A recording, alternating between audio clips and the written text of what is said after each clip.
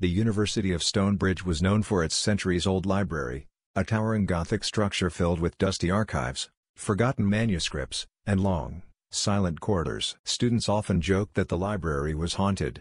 But one cold November night, the legend took a sinister turn. At 1147 p.m., security cameras recorded Sophie Miller, a third-year history student, entering the library to finish her research. She never walked out. By morning, her belongings, laptop, phone, and notes, were found neatly arranged on a wooden table near the restricted archives. There was no trace of Sophie herself. Detective Alan Pierce was assigned to the case. He quickly ruled out a voluntary disappearance. Sophie's phone showed a string of unanswered texts to her roommate just minutes before midnight. More disturbing was the last message she had typed, but never sent. "I think someone is here." The library's night guard, Mr. Keaton, claimed he saw nothing unusual. Yet, Pierce noticed his logbook had gaps in the entries, as if hours had been skipped. When questioned, Keaton grew defensive and insisted he had simply dozed off. Searching the archives, the detective discovered fresh scratches on the floor near a massive bookshelf. Behind it was a narrow hidden door leading to an unused storage room. Inside, he found Sophie's scarf,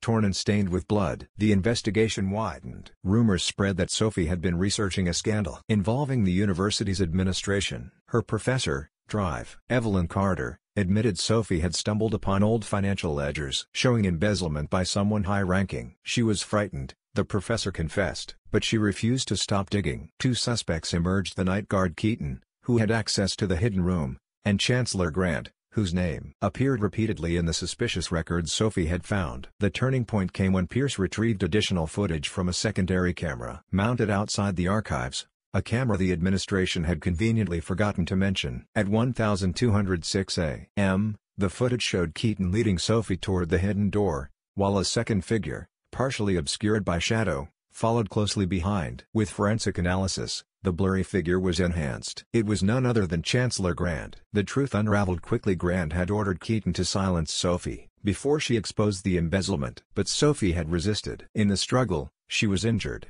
dragged into the hidden room, and later smuggled out through an old service tunnel connected to the library's basement. Police raided Grant's private estate days later and found Sophie alive but shaken, locked in a soundproof chamber. Her survival was a miracle, and her testimony sealed both men's fates. Keaton confessed to his role, while Grant, once a respected leader, was convicted of kidnapping, conspiracy, and financial fraud. The case shocked the entire country. A student's curiosity had unearthed not only corruption, but also a brutal crime hidden behind the walls of academia. Detective Pierce later remarked, "People believe libraries only preserve the past, but sometimes, they hide the darkest secrets of the present." The Silent Witness. On a quiet autumn evening in the small town of Westbridge, the sound of shattering glass broke the stillness of the night. By the time the police arrived at 14 Willow Lane, the scene inside was chilling. The body of Thomas Hensley, a 52-year-old antiques dealer, lay sprawled on the wooden floor of his study. His desk had been overturned, and a faint trail of blood led toward the window,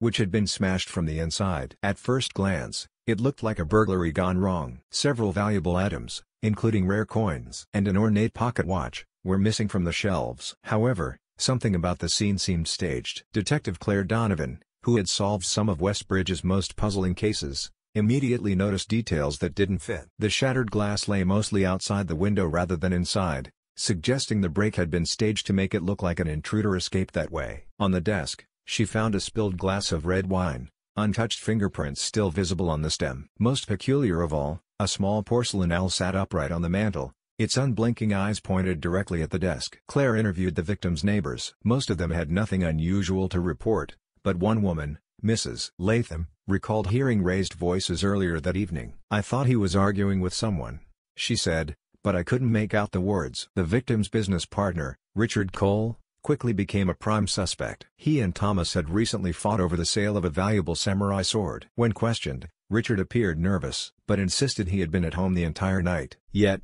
a receipt later placed him at a gas station near Willow Lane. At the time of the murder, another lead emerged when police discovered that Thomas had been preparing to change his will. His niece, Emily Hensley, stood to inherit a large sum of money. Emily claimed she loved her uncle dearly, but financial records showed she was drowning in debt. The breakthrough came when Detective Donovan studied the porcelain owl again. She realized it wasn't just a decoration, it was a surveillance camera cleverly hidden inside. Retrieving the memory card, The police uncovered chilling footage. Thomas had indeed argued with someone that night. The camera captured Richard Cole storming into the study, shouting furiously about the sword. A struggle followed, and in the chaos, Richard struck Thomas with a heavy brass paperweight. The footage also showed Richard hastily staging the room. He tossed objects to the floor, smashed the window from the inside, and grabbed valuables to make it appear like a burglary. What he didn't know was that the silent witness, the owl, had seen everything. Richard was arrested the following morning. In court, the video evidence proved damning. His defense claimed the death was accidental, the result of heated tempers, but the jury saw through the deception. He was convicted of second-degree murder and sentenced to 25 years in prison. For Detective Claire Donovan, the case was a reminder that even the most careful criminal can overlook a single detail. In this instance, justice was delivered not by an eyewitness, but by a porcelain owl that silently recorded the truth. The town of Westbridge would remember the case for years, not only for its violence, but for the lesson it carried in a world where people lie, sometimes objects cannot.